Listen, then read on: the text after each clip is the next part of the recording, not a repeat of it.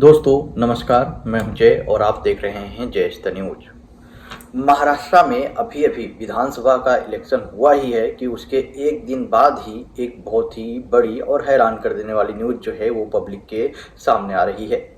महाराष्ट्र में अब जो अपडेट आ रही है वो उद्धव ठाकरे गुट के सांसद संजय राउत और साथ में ही कांग्रेस के नेता नाना पटोले को लेकर सामने आ रही है। जैसा कि अपडेट आ रही है इसमें बताया जा रहा है कि बुधवार को वोटिंग खत्म हुई है। इसके एक दिन बाद ही राज्य के मुख्यमंत्री पद को लेकर कांग्रेस नेता नाना पटोले और शिवसेना उद्धव ठाकरे गुट के नेता संजय राउत के बीच में वाक युद्ध शुरू हो गया है। हालांकि महाविकास अघाड़ी राज्य में सरकार बनाने का दावा कर रही है, लेकिन नतीजों से पहले ही एमबीए में दरार पड़ता हुआ दिखाई दे रहा है। वोटिंग खत्म होने के बाद एग्जिट पोल के नतीजे जो आए हैं उसमें ज्यादातर एग्जिट पोल में बीजेपी के नेतृत्व वाले महायुति गठबंधन की सरकार बनने का अनुमान लगाया गया है। महाराष्ट्र कांग्रेस प्रमुख नाना पटोले ने एग्जिट पोल के नतीजों के बाद कहा, कांग्रेस के नेतृत्व में महाराष्ट्र में महाविकास अघाड़ी एमबीए की सरकार बनेगी। और इस बयान को लेकर संजय राउत पूरी तरह से गुस्सा होते हुए दिखाई दे रहे हैं। इस बयान को संजय राउत ने तुरंत खारिज कर दिया और उन्होंने कहा, मैं इस बात को स्वीकार नहीं करूंगा और कोई भी इसे स्वीकार नहीं करेगा।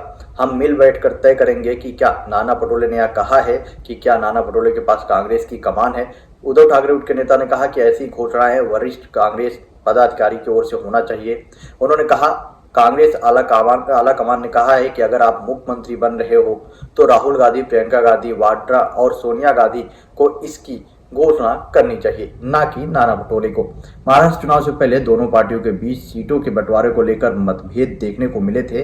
व्यापक चर्चा के बाद सहमति बनने के बावजूद एमबीए के जो साझेदार हैं उनके नेतृत्व के सवाल को अनसुलझा कर दिया गया था।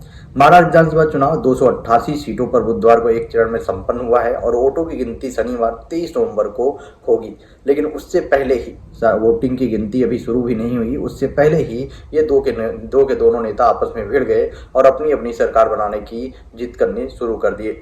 आपका क्या ओपिनियन है इस पर? आप अपना ओपिनियन कमेंट बॉक्स में बताएं और वीडियो ज़्यादा से ज़्यादा शेयर करें।